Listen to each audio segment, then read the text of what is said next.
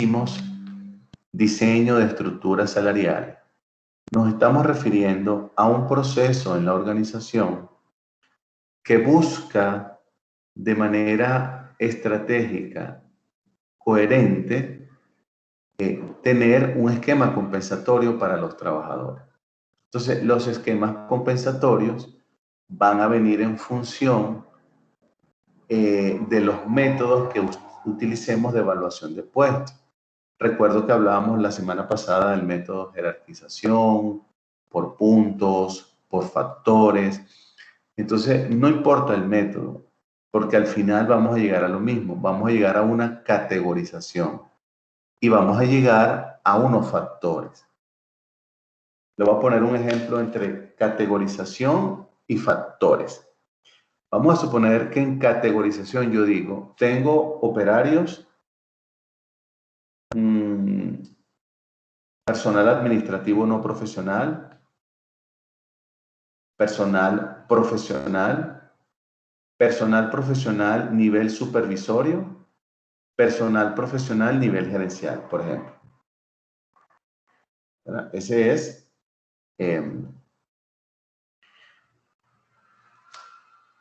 son escalas, ¿verdad? Entonces, yo ahora quiero a cada uno de los trabajadores observar, identificar, medir el grado de aporte, o sea, cuánto aporta con su trabajo, si aporta menos de lo que se le pide, si aporta solo lo que se le pide o si aporta más de lo que se le pide. Entonces, supongamos, como dije, aquí tengo el operario, el personal administrativo no profesional, personal administrativo profesional, personal profesional supervisorio y personal profesional gerente. Entonces, yo me doy cuenta que un operario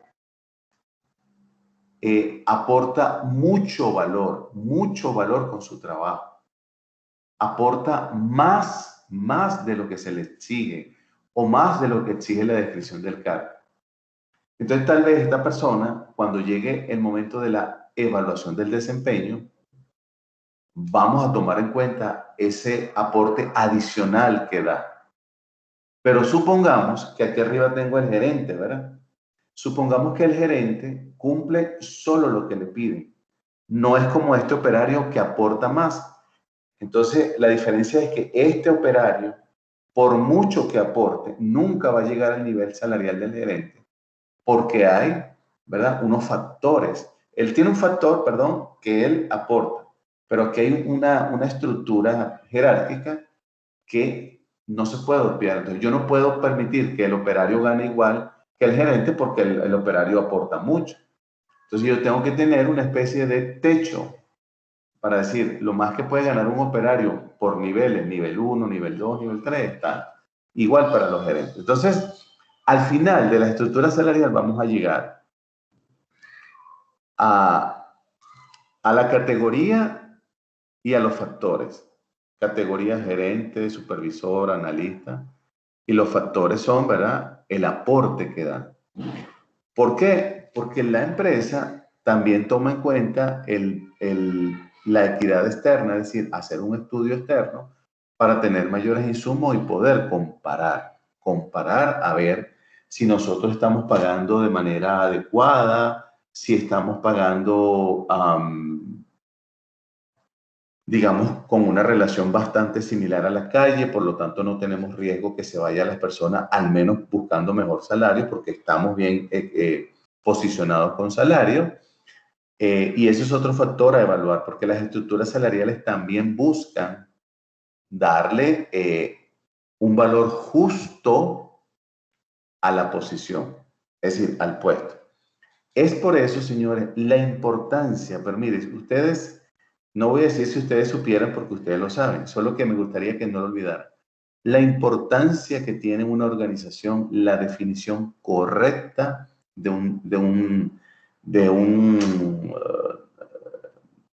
pues se me fue la idea, de una descripción de un cargo o descripción del puesto. Es fundamental porque allí está la clave incluso para remunerar, porque ahí están las actividades principales, secundarias, la experiencia, los conocimientos, todos los aportes que tiene que dar. Entonces, hablar de diseño de estructuras salariales es hablar de una situación estratégica que va a tener mucha relación con el éxito o no de la organización. Además, también tiene mucho que ver con el tema del clima laboral. No necesariamente porque a mí me paguen mucho dinero yo me siento feliz. No. Acuérdense que estamos hablando de una estructura que tiene sueldo, prestaciones sociales, beneficios, incentivos, incluyendo el salario emocional. Es un paquete, ¿verdad? Entonces, ese paquete tiene que tomar en cuenta una serie de elementos para poder decir, el ocupante de este puesto por estructura salarial tiene asignado tal salario. Entonces, vamos a ir avanzando un poco de cuáles son las recomendaciones para poder llegar a una estructura salarial, ¿verdad? Entonces, vamos a hablar de los aspectos a tomar en cuenta para el análisis de estructuras salariales. Entonces, hablar, como les decía, de estructuras salariales es hablar de retribuciones que pueden ser económicas y no económicas, pero las incluimos en una estructura de salario porque no hay nada que la organización dé que no tenga de por medio una parte presupuestaria, es decir, que tenga dinero, ¿verdad? Entonces, además de eso, esta estructura lo que busca es tener en la organización un equilibrio, como ya lo hemos dicho anteriormente, entre la equidad interna y la equidad externa. Ese sería el deber ser, aunque hay organizaciones que tal vez lo manejan de otra manera, tal vez lo hacen en función de sus ingresos, del tamaño, del posicionamiento en el mercado de la organización, pero lo ideal sería que el objetivo de diseñar o mantener actualizada una estructura salarial es que haya un equilibrio adecuado entre la equidad interna y la equidad externa. Entonces, solo déjenme usar mi presentación que no veo con esta pantallita. Solo déjenme cargar la mía. Ok, aquí la tengo. Entonces,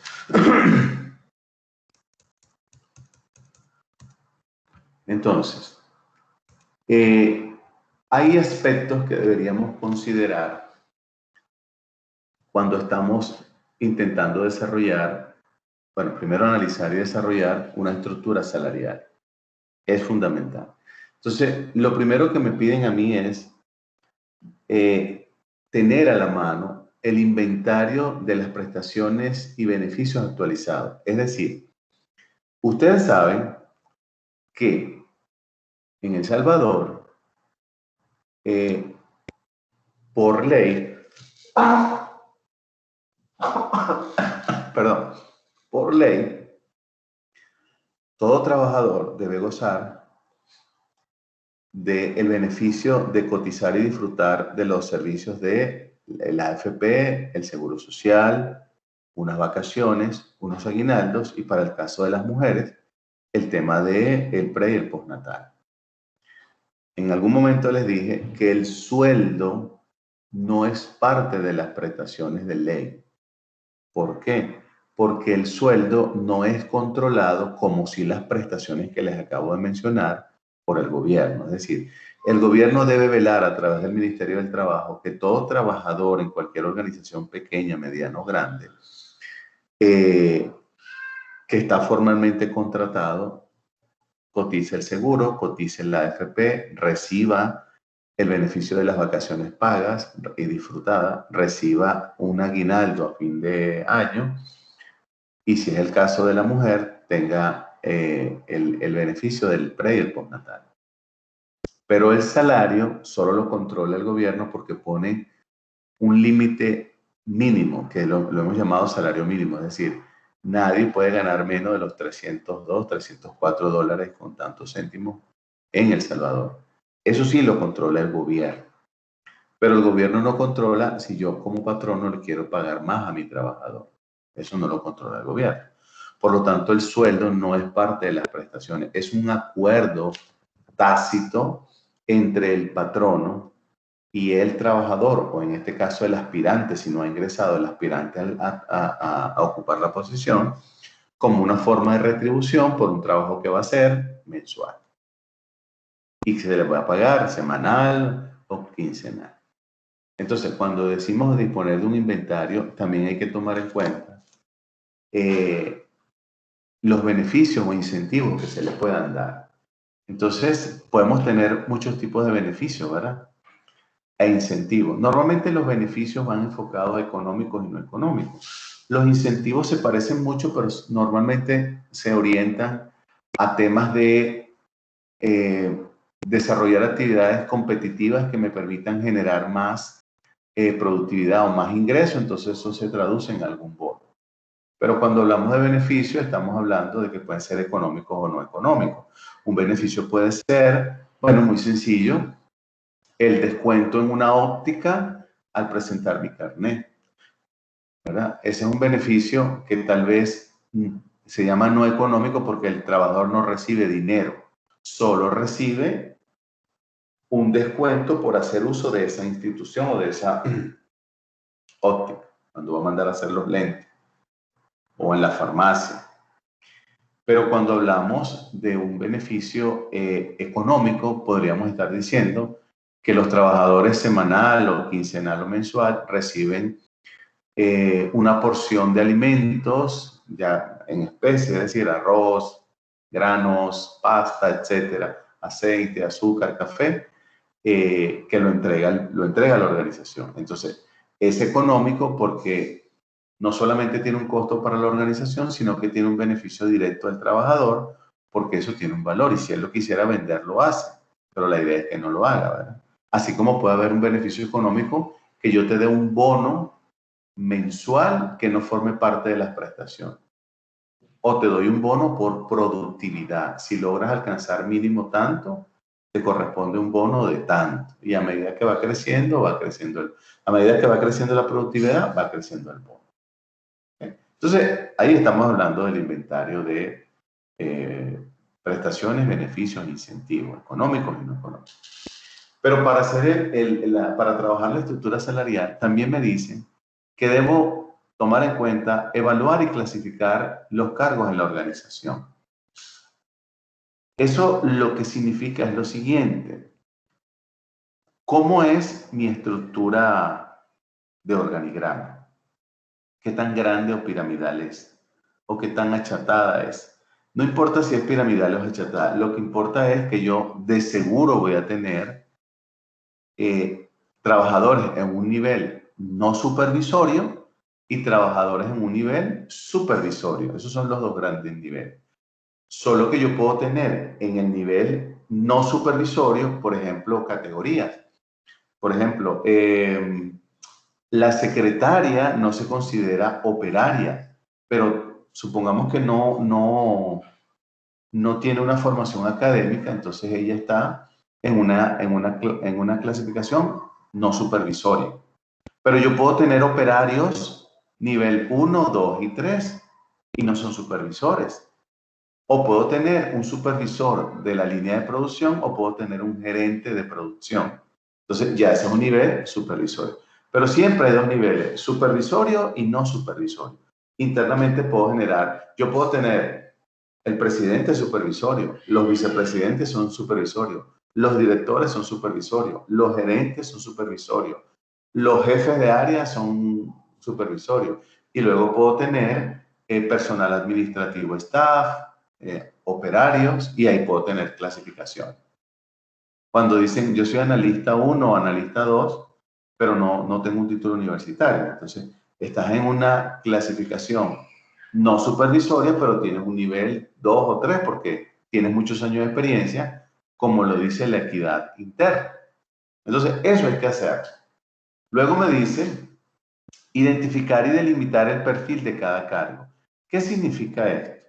Que acuérdense que yo les he dicho que toda organización, toda, no importa si es privada, gubernamental, ONG, organismo multilateral, alcaldía, no importa. Toda organización tiene proceso, aunque no los tenga documentados, pero tiene proceso. Y los procesos hay que identificar cuáles son más críticos que otros. Entonces, cuando decimos identificar y delimitar el perfil de cada cargo, yo tengo que ver si este cargo se llame, por ejemplo, analista de compras, está en un proceso crítico. Entonces, cuando voy a ver, digo, el departamento de compras es crítico y tiene procesos críticos. ¿Por qué? Porque son los que con su trabajo diario adquieren o acceden a la materia prima, bien sea nacional o extranjera, y la traen al país o la colocan en los almacenes para que la gerencia de producción pueda manufacturar lo que nosotros vendemos. Entonces, yo tengo que ver qué dice el cargo analista de compras. Y cuando digo delimitarlo, entonces saber si esta persona es un comprador nacional, tengo otro comprador internacional, entonces ya digo no, pero el comprador internacional en teoría hace cosas muy parecidas al comprador nacional, solo que el comprador internacional maneja otros esquemas, por ejemplo, tarifarios, impuestos, debe dominar un segundo idioma o el idioma en el cual compra la mercancía, y el analista de compras nacional no necesita, pero no necesita un segundo idioma para el trabajo, puede tenerlo, pero no lo necesita. Entonces ahí es cuando hablamos de identificar y delimitar el perfil. Andamos buscando un analista de compras internacional, entonces además de la experiencia, manejo de software, yo le voy a pedir un idioma. Andamos contratando un analista de compras nacionales, yo voy a revisar la experiencia, la formación, pero no voy a exigirle un segundo idioma porque no lo va a requerir. Tal vez le voy a requerir conocimientos sobre la materia prima que va a trabajar o va a comprar, ¿verdad? Eso es identificar y delimitar el perfil del cargo, porque a ese perfil del cargo yo le voy a dar una categoría. Por ejemplo, el analista de compras internacionales tiene una categoría por encima del analista de compras nacional. Porque si los dejo igual, entonces lo que decíamos, el aporte que este analista de compras internacionales me da por tener un segundo idioma y no me lo da este, entonces no lo estoy valorando. Entonces yo tengo que valorar eso. Entonces para no hacerlo sentir mal, porque la gente, entonces tú estás en una categoría de analista de compras internacionales, no eres analista de compras. Hago la diferencia internacional y tú eres analista de compras, hago la diferencia nacional. Y después habrán otros procesos relacionados como por ejemplo que el analista de compras nacional quiera aprender un segundo idioma porque quiere avanzar en los cargos, entonces está bien, pues eso es otra cosa, capacitación. Pero hay esa diferencia. En el cuarto paso me dice identificar las características cuantitativas y cualitativas de cada cargo. Entonces fíjense, aquí vamos a bajar un poco a lo que estaba diciendo. Características cuantitativas, por ejemplo, es cuánto tiempo invierte el analista de compras internacionales en terminar un proceso para adquirir una materia prima que viene de los Estados Unidos o viene de Japón. Y, por ejemplo, cuántas actividades y cuánto tiempo realiza el analista de compras nacionales para solicitar y traer al almacén una materia prima. Por ejemplo, características cualitativas. De repente, el analista internacional, como parte de una materia prima, viene de Japón y hay una diferencia como de 11 horas del uso horario. Entonces, tal vez para él quedarse a las 7 de la noche es 7:30, 8 de la mañana de allá de Japón. Entonces, a esa hora, a él lo pueden atender, pero él está haciendo un esfuerzo en horas cuantitativo, ¿verdad? Para generar su proceso de compras de materia. El analista de compras nacionales trabaja en el mismo horario, bueno, porque le compra acá a diferentes proveedores. Entonces, hay diferencias cuantitativas y cualitativas para los cargos y hay que verlo. Por ejemplo, Una característica cualitativa es que un trabajador usa una herramienta de software especializada en comparación con otro. O, por ejemplo, vamos a poner el área contable. Tengo un analista contable, por decirlo así, analista contable,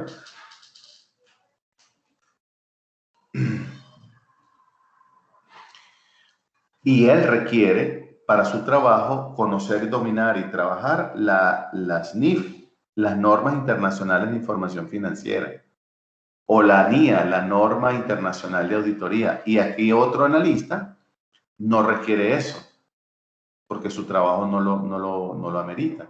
Entonces ahí tengo características que van a cambiar, ¿verdad? Bien, luego de eso nos recomiendan, vamos al siguiente, disponer, perdón, a ver, solamente quiero validar que haya cambiado la lámina. Ok, ya cambió. Luego nos dice, definir las prestaciones de cada bloque de puestos y unificarlas en caso que tengan diferencia. Por ejemplo, cuando nosotros hablamos de vacaciones, aguinaldos, como son prestaciones de ley, tengo que cumplir mínimo lo que dice la ley. Yo le puedo dar a cada trabajador un poco más de los 15 días, 16 días, yo se lo puedo dar, pero yo debo darle eso. Entonces, cuando decimos definir las prestaciones de cada bloque de puestos y unificarlas en caso de que tengan diferencia, entonces, por ejemplo, si nosotros vamos a dar un beneficio,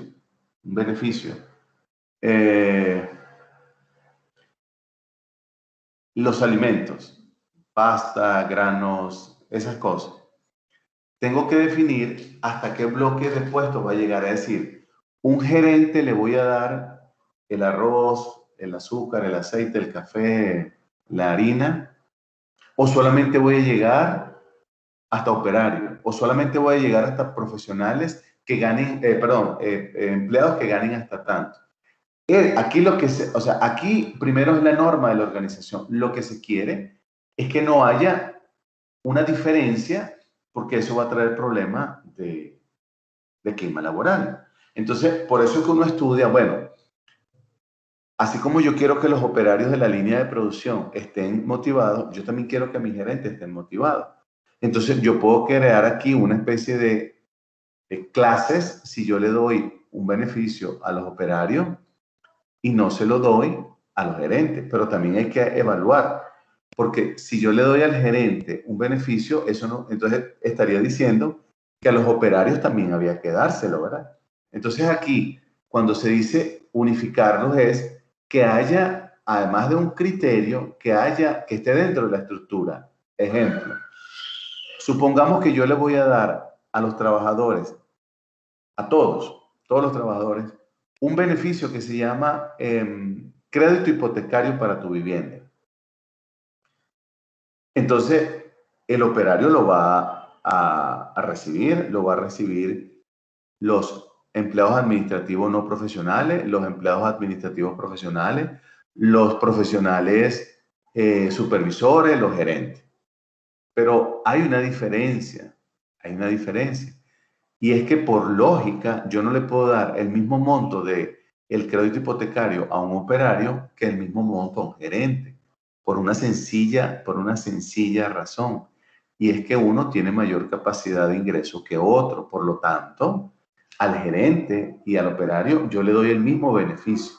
Pero la diferencia es que a uno le doy una cantidad en función a su capacidad de pago.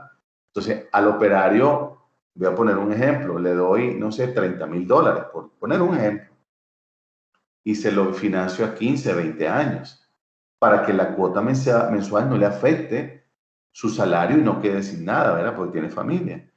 Pero, o más años, ¿verdad? Pero al gerente, tal vez en lugar de 30,000, le doy, no sé, 80,000, por poner otro ejemplo, porque igual se lo financio a tantos años, pero él puede pagar más, tiene que pagar más para poder en ese lapso cubrir. Entonces, ambos tienen el beneficio, pero hay, ¿verdad?, unos bloques. El operario no puede recibir más de tanto porque no hay capacidad de pago.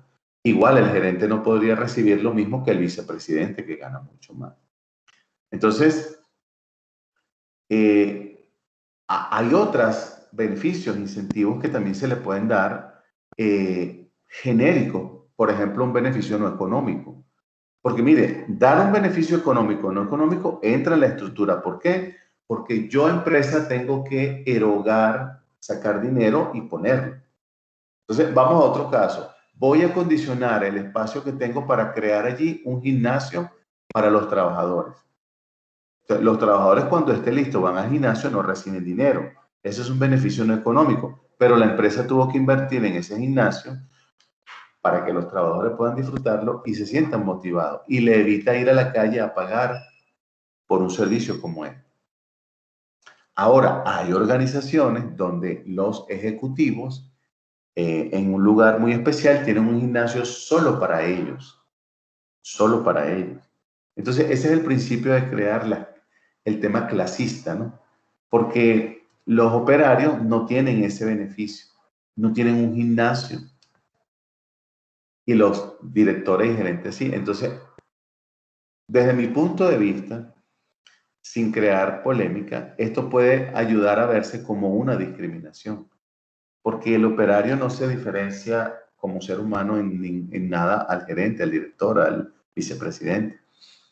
Solo que algunas veces yo no me doy cuenta que sí, el vicepresidente es una persona clave, con ideas, con pensamiento sistémico, pero él no hace el trabajo, lo hacen los demás. Es decir, él pone las ideas, él mueve a la gente. Entonces, no significa que solamente él pueda tener ese beneficio. Ahora, ¿qué hace una empresa inteligente?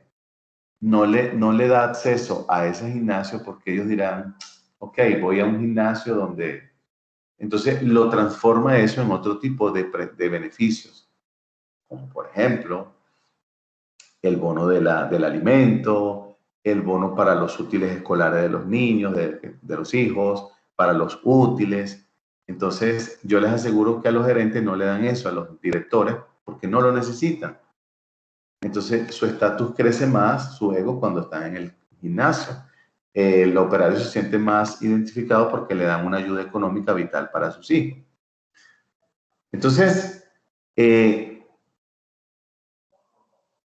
siempre hay una erogación. Por eso, cuando decimos determinar prestaciones adicionales que pueda otorgar la empresa, no es que deba, que pueda, entonces yo tengo que tomar en cuenta el costo de eso. Les acabo de dar ahorita el ejemplo del costo del gimnasio. Supongamos que es otro beneficio, como por ejemplo,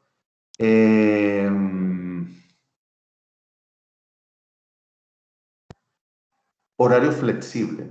El horario flexible es un beneficio no económico. ¿Qué significa eso? Que algunos trabajadores, dependiendo de su trabajo, de la dinámica de su trabajo, pueden despachar desde su casa. Entonces, la pregunta sería, si despacha, si trabaja de su casa, nosotros, organización, le vamos a dar las condiciones de infraestructura para que se conecte de manera eficiente y no tenga problemas de conectividad. ¿Okay? Esa es una inversión que va a hacer la empresa. Pero por otro lado, cada trabajador menos que va a la empresa consume menos energía, menos agua, menos jabón, menos servilleta para secarse las manos, menos café, ensucia menos.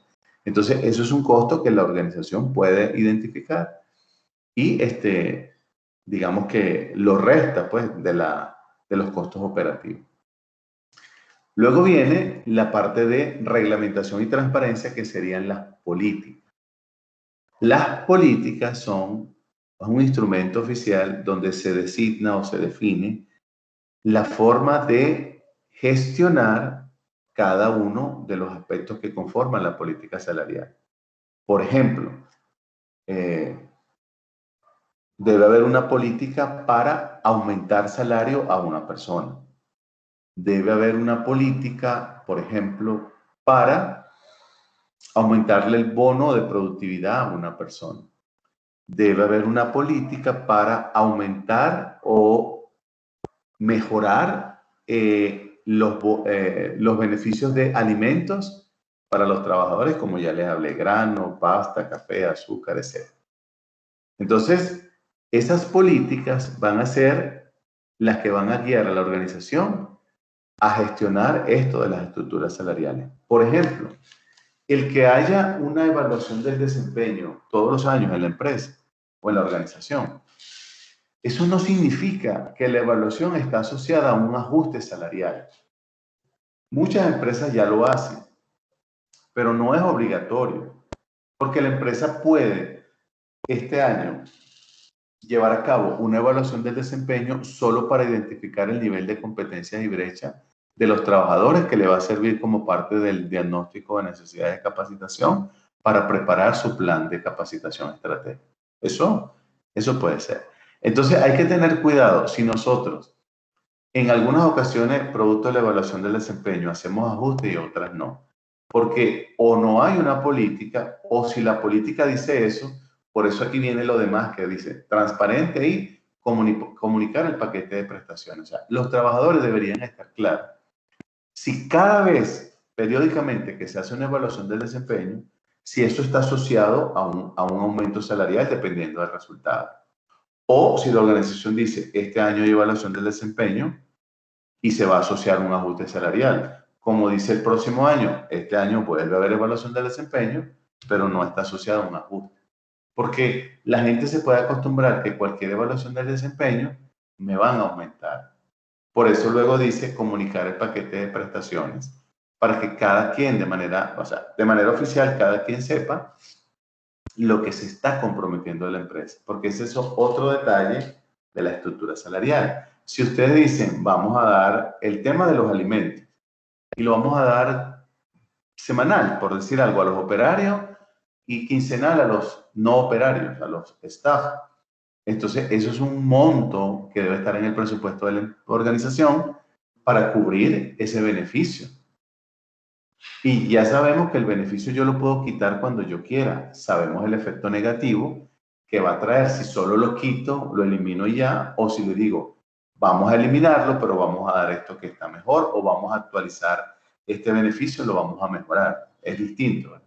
Porque nosotros como seres humanos y seres emocionales nos acostumbramos a las cosas. O sea, la costumbre pasa a ser ya una ley y no necesariamente es así. Entonces, si yo no tengo eso bien documentado, bien reglamentado, puede darse el caso que la gente malinterprete. ¿Okay? Bueno, vamos entonces a cambiar un poquito acá. Esto que les voy a mostrar ahorita, digamos que es un complemento de lo que acabo de mencionar. Solo permítanme cambiar acá. Ok. Bueno, esto que está acá, digamos que son algunos complementos al tema que estamos tratando de las estructuras salariales. Entonces, dentro de lo que hemos visto como complemento, entonces aquí nos dice evaluar y clasificar los cargos de la empresa. Ya lo habíamos visto anteriormente. Pero es importante que entonces nosotros le demos una clasificación que puede ser por factores, por puntos, por jerarquización. Normalmente se usa la jerarquización, pero ya saben, hay factores para yo entonces tomar en cuenta dentro de la evaluación del desempeño para proponer un ajuste a esta persona. Porque si a todos los trato por igual, entonces no hay motivación. Y les voy a dar un ejemplo. Hace como 2 años yo estuve allá arriba en Cajamarca dando un programa de capacitación a personal de la Corte Suprema de Justicia. Habían abogados, creo que lo llaman técnicos, pero son abogados que preparan los escritos para que el juez superior los lea y los apruebe o no, o lo que sea así. Había gente de todas las áreas de la Corte Suprema de Justicia, pero como era un programa largo, venían por bloque, ¿no? Fueron como 8 sesiones, entonces, y cada sesión tenía como 30 personas. Bueno, en algún momento estábamos trabajando el tema de la comunicación asertiva, de la inteligencia emocional y del manejo de incidentes y conflictos. Yo coloqué este ejemplo. yo le decía, una de las razones por las que en algunas organizaciones y algunos trabajadores se generan conflictos internos es porque un trabajador se entera cuánto gana su compañero y al saber cuánto gana y si hay una diferencia entre ambos, entonces él se va a molestar, posiblemente se moleste con su compañero, que no tiene nada que ver con eso, y posiblemente va a hablar con el jefe a pedirle cuenta. Entonces un muchacho levantó la mano y me dijo, pero yo sé cuánto gana ella. Y yo le dije, ah, bueno. Me dijo, no, pero es que yo no sé cuánto gana ella porque yo se lo pregunté. Yo aquí puedo ver el salario de todos. Y yo le pregunté, pero por tu particularidad, no, es que nuestros salarios no es secreto sumarial. Yo le dije, entonces tú lo que me quieres decir es que todos ganan lo mismo. Me dijo, prácticamente sí, es decir, por bandas. Si yo soy banda 1, yo gano tanto. Y ella, yo le dije, la antigüedad, no, eso viene por otra escala. Entonces, yo le dije, ¿y tú cómo te sientes, por ejemplo, si tú tuvieras 10 años en el puesto y ella 3, y tú sientes que ella gana lo mismo que tú por la misma estructura, ¿cómo te sientes?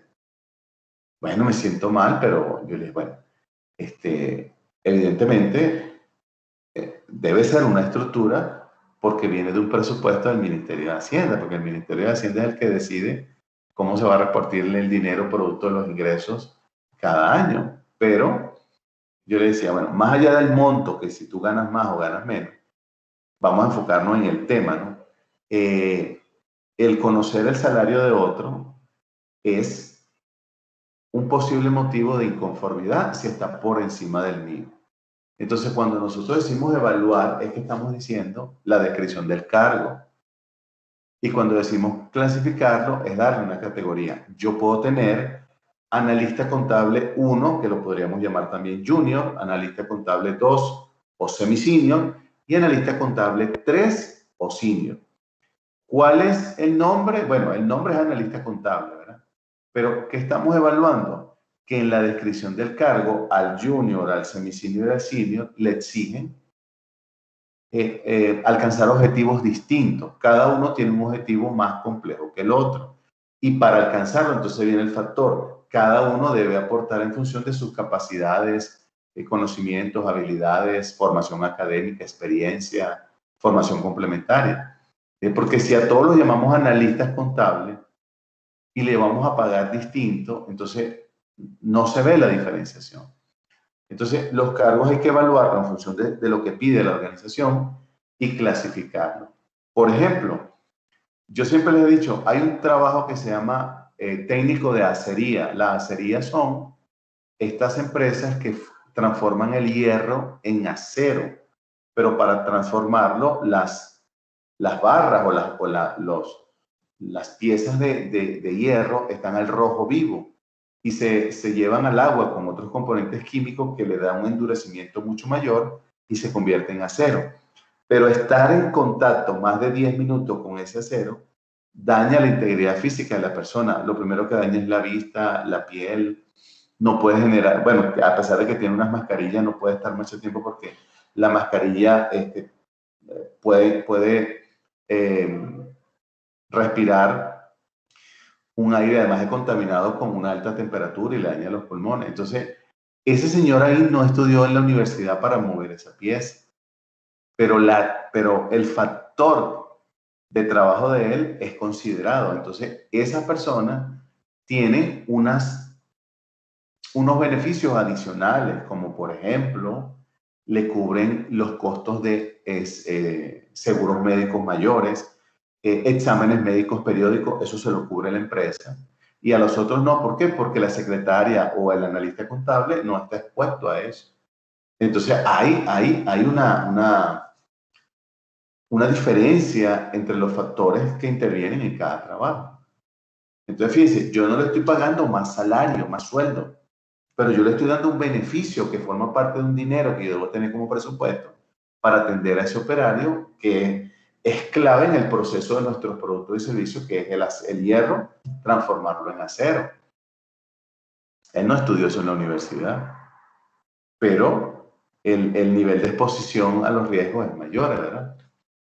Luego viene el tema de delimitar cada cargo, ¿verdad? Nos recomiendan entonces acá que revisemos para poder delimitar, identificar y delimitar el perfil de cada cargo. Es decir, hay que tener claras las características y condiciones que deseamos de cada aspirante en función a lo que va a hacer, es decir, sus obligaciones para alcanzar objetivos. Entonces, tiene que estar muy claro. Entonces, insisto, el analista contable junior, aunque se parece al analista contable semi-senior, no es exactamente lo mismo. El nivel de información que tiene el analista junior no es igual al del analista semi-senior ni al senior. El nivel de responsabilidad, aunque para los tres hay responsabilidad, no es exactamente igual, ¿verdad? El objetivo de cada cargo no es exactamente igual.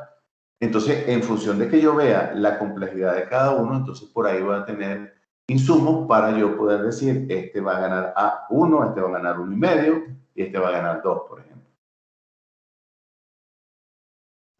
El tema de las características cualitativas y cuantitativas, ya las vimos, ¿verdad? Si vamos con el de la serie, las características cuantitativas de tiempo, él está ahí máximo 15 minutos y luego tiene que ir un proceso de reposo de media hora para volver a venir. Entonces uno dirá, oye, pero este trabajo sí es bueno, cada media hora te detienes. No, pero fíjate el nivel de exposición que yo tengo de riesgo a mi integridad física. Y mis características cualitativas le exigen una configuración, eso se llama anatómica, le exigen una edad máximo de, es decir, ahí no puesto un señor de 60 años con eso. Tienen que ser hombres que tengan contextura física bien robusta, que sepan operar esas maquinarias y que tengan evidentemente un nivel de resistencia distinto a una persona ya avanzada de edad.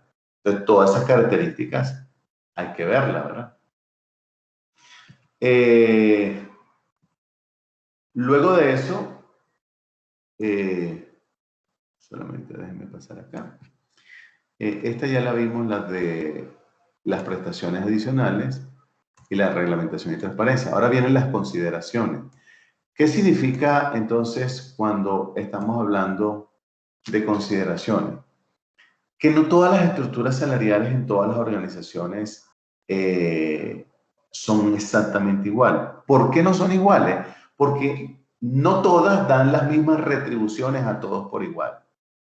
Les voy a recordar un ejemplo que creo que es emblemático para esto. Puede ser que yo le pague a una persona por un cargo o está definido de $800 y mando a contratar el estudio en la calle, el benchmark, y como resultado me dicen que prácticamente todas las empresas pagan 950, 1000, 1050 y hay unas que pagan hasta 1100 por ese cargo que yo mandé a estudiar, a analizar, a evaluar. Entonces le digo a la empresa, háblame ahora de los beneficios que le dan a esos trabajadores. Entonces me dice, bueno, le dan los beneficios de ley, vacaciones, aguinaldos, etcétera, días feriados por ley. No le dan, háblame de beneficios no económicos. No hay. Beneficios económicos, bueno, solamente le dan algo de granos, alimentos y ayuda para los estudiantes, para los hijos de los trabajadores hasta cierta edad, como útiles escolares, uniformes, cuadernos, zapatos, etc. Yo le digo, háblame de un beneficio económico crucial. Seguro médico hospitalario y de vida privada. No, no lo tiene. Entonces yo digo, bueno, yo les pago 800. Pero yo le doy un seguro de $50,000 para el trabajador, el cónyuge, sea mujer u hombre, y los hijos. Y allá no se lo dan. Con eso es más que suficiente. Yo me quedo con mis $800 y lo que hago es vender internamente que yo te pago 800, cierto, y allá pagan hasta 1100. Pero yo te doy un beneficio que ninguno en la calle te lo va a dar para ti y tu grupo familiar. Entonces, yo costeo ese dinero. Entonces, las retribuciones no son iguales. Ahora, puede ser que las retribuciones internas, en este caso que estoy hablando, yo lo tenga jerarquizado. No va a ser igual el monto del seguro para el director o el vicepresidente que para el operario. Pero a mí me basta que lo tenga el operario porque evidentemente los demás lo van a tener. Entonces yo puedo tener una escala, bueno, de operario hasta supervisor tienen los $50,000. Gerente, director, vicepresidente y presidente tienen el seguro, pero tienen un monto adicional u otras consideraciones adicionales. ¿Por qué? Por el nivel de responsabilidad. ¿Qué les estoy diciendo, señores? Que el nivel de responsabilidad en una organización hay que tomarlo en cuenta para la estructura salarial. Por ejemplo, yo no sé si ustedes han visto que de repente van a un banco en un centro comercial y llegan temprano y ven que hay 3 o 4 hombres que llegan con unas bolsas de dinero, bien sean billetes o monedas. Entonces están así como custodiando, ¿no? Todo tipo SWAT, ¿no? O están ahí en el cajero sacando, actualizando el cajero, metiéndole más dinero al cajero y otros están ahí pendientes. Bueno, esos trabajadores no son profesionales universitarios, pero el riesgo al que están expuestos, exponiendo su vida por manejar en esos 5 o 10 minutos esa cantidad de dinero, es alto, ¿verdad? Entonces, esas personas reciben un bono, vamos a llamarlo bono compensatorio, pues, porque están arriesgando su vida por eso. Pero el que está allá en la empresa no recibe ese bono, porque no está arriesgando su vida. Tal vez recibe, perdón, otro bono. Entonces,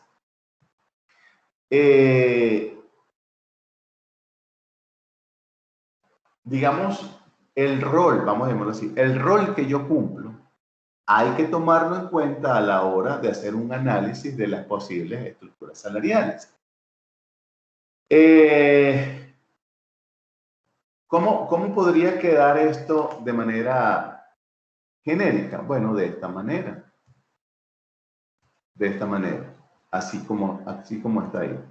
¿Qué podríamos tener nosotros? Bueno, la idea es, primero, acuérdense, el sueldo es un acuerdo de retribución entre el patrono que le hace la oferta al aspirante y el aspirante lo acepta.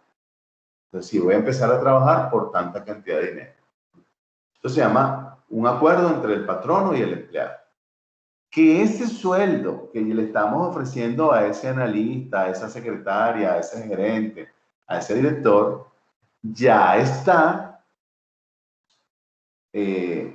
analizado en la estructura de salario. Entonces, no es igual lo que le ofrezca el gerente a lo que le ofrezca la secretaria. Ambos son importantes en la organización, pero no tienen el mismo nivel de responsabilidad para con la organización y los trabajadores. Entonces, eso es lo primero. Luego, en la estructura también vamos a encontrar prestaciones, que son las retribuciones que se rigen de acuerdo a las normas legales vigentes, es decir, a través del ente Ministerio del Trabajo, que es el que, digamos, regula, ¿verdad? ¿Qué puede tener la empresa que no es obligatorio? Beneficios, incentivos u otros. Yo puedo tener beneficios que siguen siendo retribuciones, que el patrono lo otorga por voluntad. Ejemplo, los tickets de alimentos, la ayuda para los hijos de los trabajadores en cuanto a útiles escolares, uniformes, cuadernos, las posibles becas que le dan a los trabajadores que están continuando sus estudios. Eso es un beneficio que la empresa, ¿verdad? Un incentivo normalmente se asocia un poco más a la productividad. Es un beneficio, un incentivo es un beneficio. Pero, por ejemplo, te incentivo si logras la meta de venta, entonces te doy el tanto por ciento en este mes por venta. Si bajas, te doy solamente tanto por ciento. Eso es hay trabajadores, por ejemplo, de organizaciones como las empresas eléctricas, que miden un par de indicadores: interrupción de servicio y accidentes laborales. Entonces, si en un periodo tal no hubo interrupción de servicio y no hubo accidentes laborales, entonces reciben una bonificación porque significa que hicieron el trabajo bien, con calidad. Ese sería un incentivo. Otro podría ser lo que contempla el salario emocional. Flexibilidad horaria, trabajar desde casa, habilitarte espacios para la recreación, tanto tuya como de tus familiares, llamemos el gimnasio, llamemos, por ejemplo, la bailoterapia los días sábados para que vengan los hijos y los familiares de los trabajadores, que, por ejemplo, creamos el campeonato interno, interdepartamental de fútbol, softball, béisbol, lo que sea, voleibol, trabajadores, hombres y mujeres.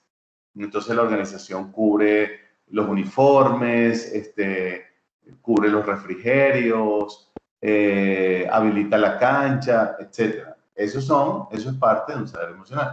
Entonces, todo eso es una estructura de salario.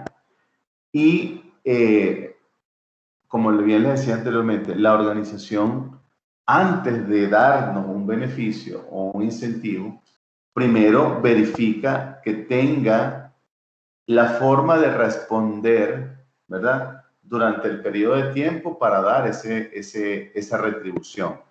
¿Por qué? Repito, yo les puedo quitar a ustedes un beneficio y un incentivo.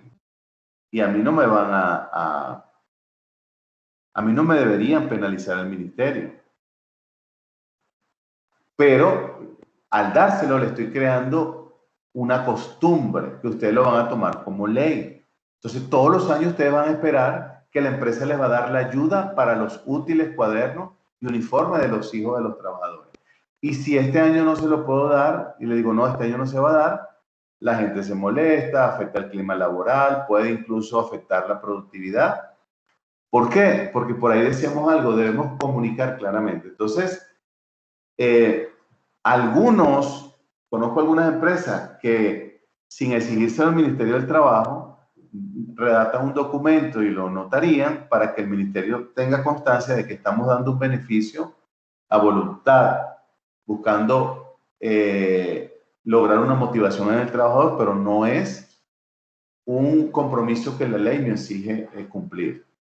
Porque se han dado algunos casos muy esporádicos que después que la organización le da beneficio e incentivo al trabajador y por alguna razón los elimina, los trabajadores se van a quejar al ministerio y de acuerdo a alguna interpretación del técnico del ministerio, dice pues que después que se los ha dado tanto tiempo no se lo puede quitar. Entonces, el propio ministerio recomienda dejar asentado allá en un acta que se lo estamos dando porque ahorita podemos. Y entonces el trabajador internamente que hacer un programa de comunicación para que sepa que estamos dándole este beneficio y quisiéramos mejorarlo cada día, pero no está sujeto a una ley, sino que es algo propio del patrón, porque se pueden crear confusiones en eso. ¿Okay? Bueno, señores, creo que con esto llegamos al final de lo que estaba preparado como la parte de estructuras salariales. Hay un pedacito que me queda, pero lo vamos a ver, lo vamos a ver en la próxima clase. Antes de terminar, les quería comentar lo siguiente. Permítanme un segundito.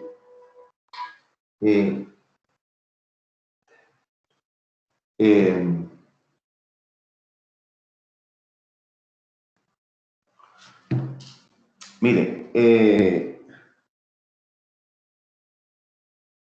se me ha complicado los días jueves porque la universidad me asignó una maestría y es de 6:45 a 9.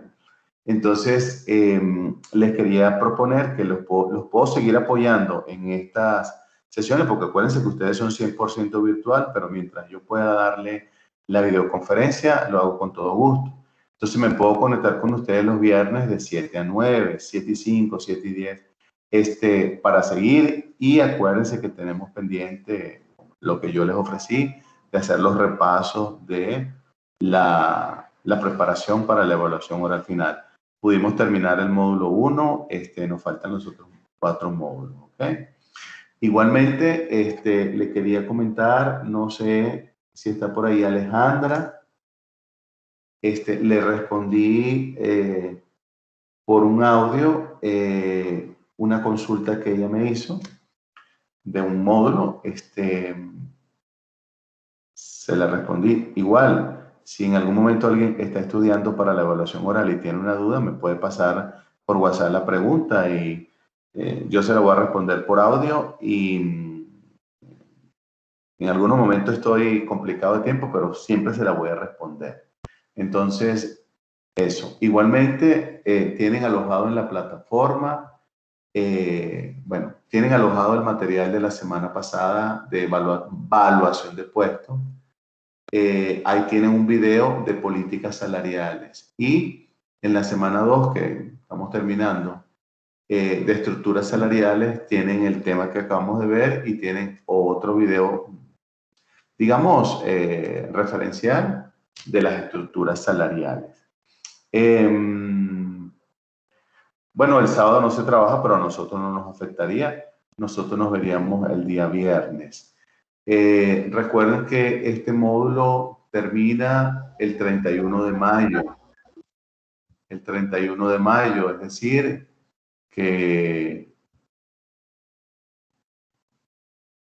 bueno, el 31 de mayo cae día lunes. En este caso terminaría el 28 de mayo, es decir, que nos quedan un mes completo de actividades, ¿no? De clase. Entonces, en ese mes, yo sé que ustedes me habían pedido de los jueves las clases y tal vez los viernes una hora para hacer el resumen, para hacer el repaso.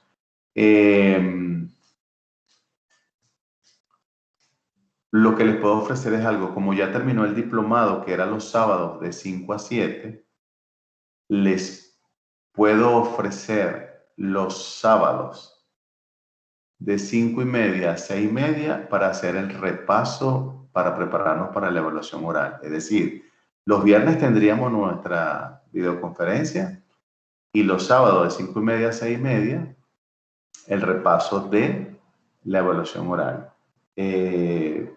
Si le gusta, si le sirve, yo con todo gusto. Espero que puedan tener la disponibilidad y podamos hacer esa sesión. José, adelante. Hola, buenas noches. Hola. Licenciado, quería saber con respecto, fíjate que en mi caso se me dificultan los sábados porque ese día salgo casi a las 8 de la noche de trabajar. Entonces quería ver si, pues, si mis compañeros me pueden apoyar y vemos qué otro día nos pudiera impartir esos repasos. Podríamos hacer algo, claro, que todos estén de acuerdo. Seguimos los viernes y nos tomamos tal vez la última media hora de todos los viernes para dedicársela al repaso.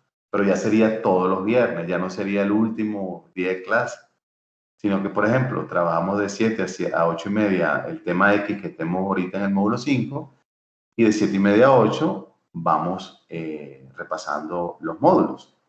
Y así creo que hacemos las dos cosas, las clases y el resumen.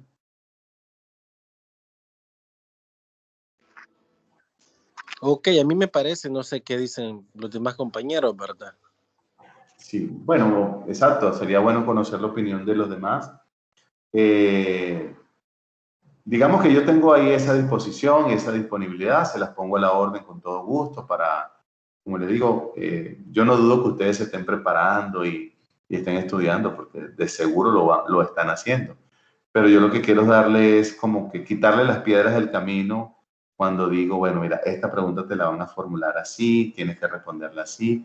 Entonces ya les queda el trabajo a ustedes de comprender la pregunta y tener una respuesta que no sea de memoria, sino una respuesta porque conocen el tema y ya, pero ya Roberto me dijo cómo quieren la respuesta, porque esa es otra. A mí lo que me inquieta, yo no dudo que ningún estudiante se prepare, eso no lo dudo, sino cómo responden. Porque acuérdense que no todos van a estar con el mismo jurado, no todos van a estar conmigo, algunos van a estar conmigo, otros no. Entonces,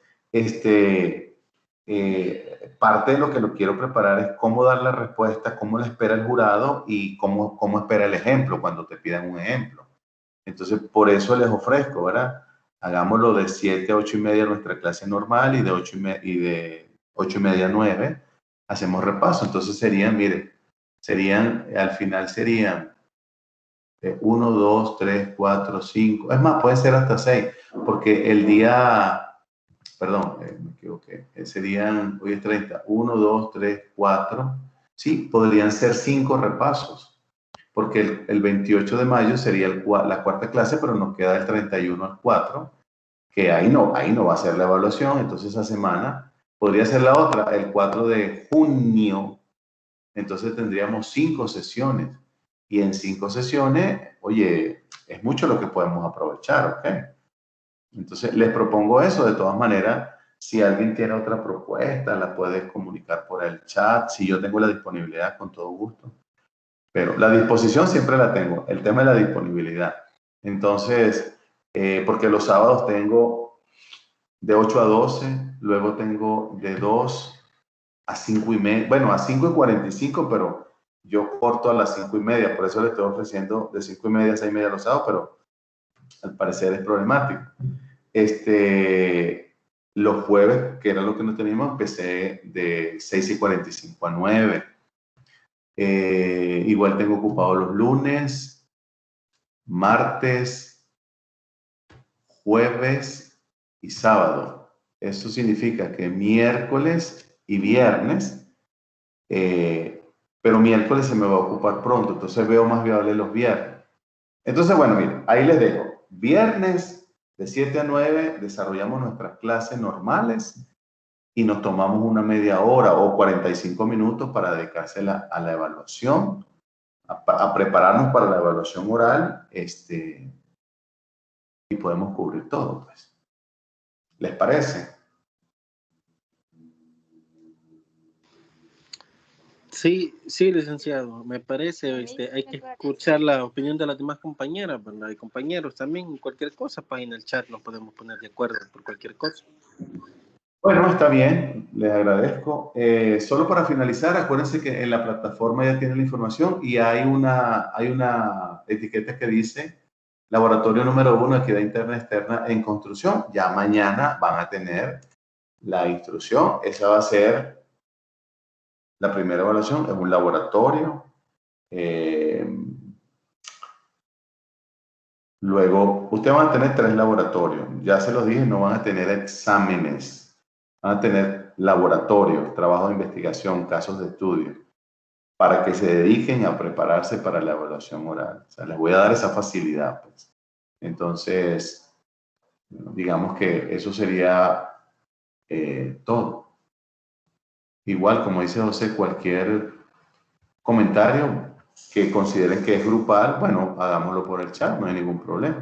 Si hay algo particular, no sé, creo que María Alejandra no debe estar conectada porque la vi, pero bueno, le había dicho que yo le respondí a ella una pregunta que me hizo y es más, se las voy a compartir porque es una pregunta que ella me hizo, creo que no debe haber problema que la comparta. Dice, tiene una duda sobre si es lo mismo medición de brechas del talento humano, medición de brechas del talento humano y medición de brechas de productividad. Entonces yo le decía, María Alejandra, estás por ahí, ya te veo. Si me escuchas, que estaba comentando que, no sé si estaba, que te había respondido por el chat, pero bueno, como me parece que la pregunta es interesante, la voy a compartir con todos. Entonces, cuando hablamos de brechas del talento humano, evidentemente hay que reconocer competencias. Ya ustedes saben que con las competencias son todos aquellos elementos o atributos que posee una persona que lo facultan para desarrollar una actividad, buscando que siempre sea con criterios de calidad. Y una brecha es la diferencia que hay entre las exigencias de la organización descritas en el puesto y los conocimientos, habilidades, actitudes o lo que puede ofrecer el trabajador. Entonces, esa diferencia es la brecha. Entonces, la brecha que yo tengo como talento humano incide, afecta la productividad. Por lo tanto, si el puesto a mí me exige, por ejemplo, que conozca 10 cosas y yo conozco 8 nada más, yo voy a trabajar en ese puesto. Pero van a haber 2 cosas que no sé, 2 variables que no me van a permitir ser 100% productivo. Entonces, la brecha de productividad se origina con la brecha del talento humano.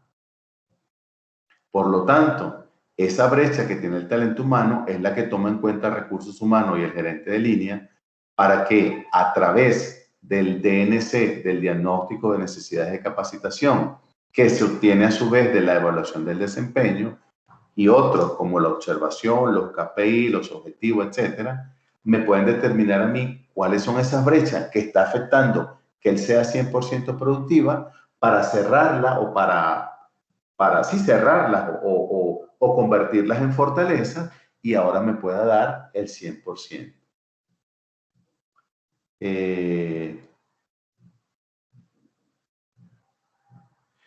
Ok, solo le voy a responder por aquí para que ella sepa a Alejandra que creo que tiene problemas de conectividad. Hola Alejandra, sí, leí tu comentario. Bueno, sí, es que hay una lluvia, por mi casa está lloviendo fuerte. Debe ser eso de la conectividad. Ya te doy la palabra, Liliana. Te respondí la pregunta por el audio. Si tienes alguna otra duda, si quieres mañana me las puedes formular y yo te las respondo. Estaba compartiendo tu pregunta y la respuesta con el resto del equipo, que me parece que es muy importante, interesante tu pregunta. Y pues la idea es que podamos los viernes hacer tanto la clase como una parte del tiempo en la preparación para la evaluación oral. De todas maneras, ya quedó claro, algunos dijeron que sí los viernes, van a manejarlo por el chat, pero ahorita yo puedo los viernes dedicarle ese tiempo tanto para la clase como para el prepararnos para la evaluación oral. Bueno, gracias. Adelante, Liliana. Gracias, Lick. No sé si me escucha. Claro y fuerte. Gracias. Yo tenía una duda dentro de los macroprocesos. Nos comentaba usted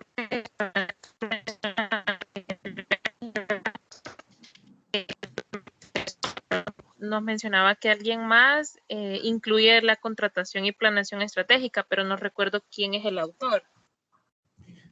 Es que en la última parte no te escuché nada, se escuchó muy mal. Si puedes repetir, por favor.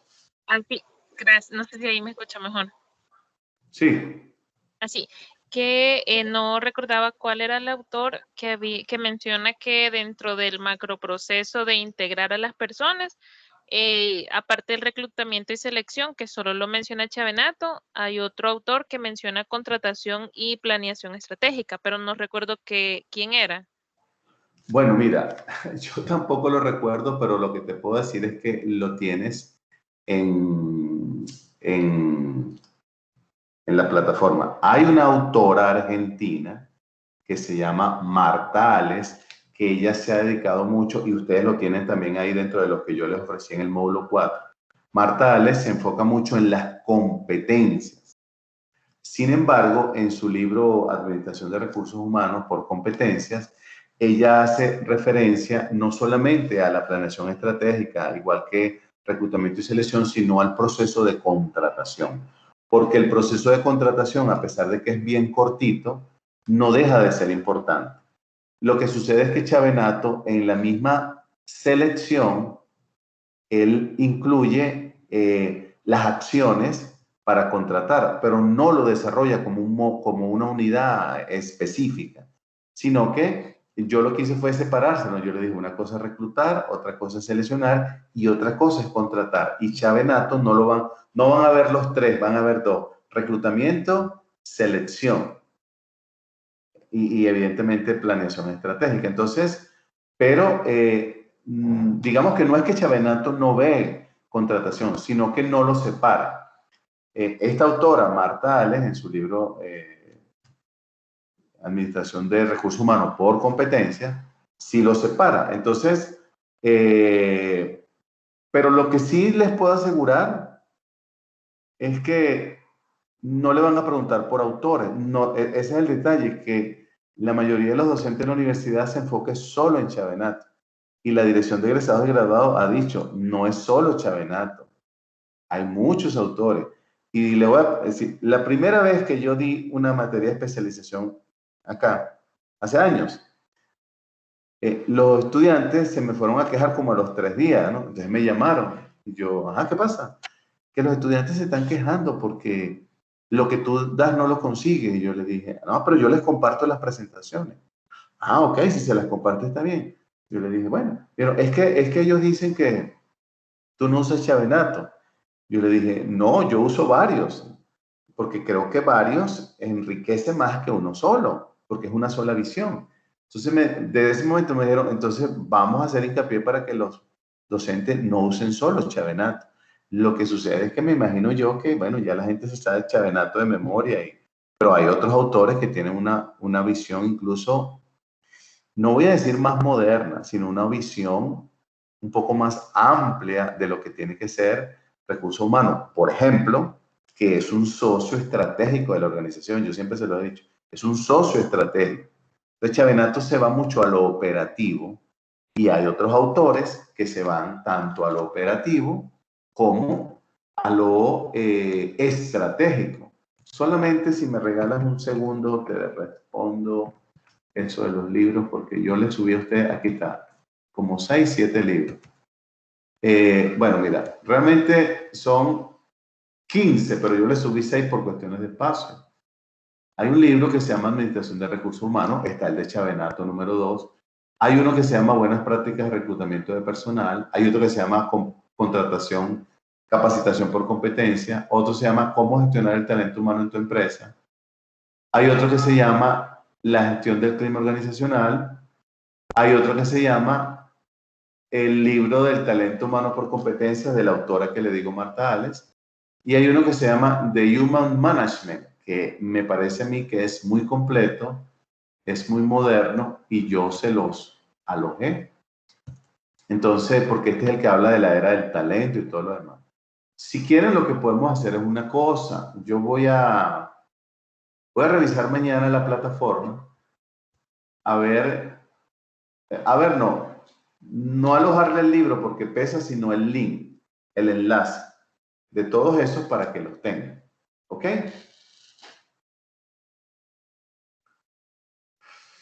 Ok, Luis, muchas gracias. Sí. Liliana. Ok, ¿Bien? gracias. Sí. Bien, de nada. Ok. Bueno, colegas, ¿alguna otra pregunta, comentario? Bueno, si no hay pregunta, gracias por el tiempo, que descansen, que tengan mañana los que trabajan y no trabajan un feliz día del trabajador. Aprovechen si trabajan y día es libre, aprovechen de prepararse, estudiar un poco para la evaluación oral final. Cuídense mucho y vayan con Dios. Gracias, Liz. Feliz noche. Igualmente. Gracias, feliz noche. Cuídense, feliz noche.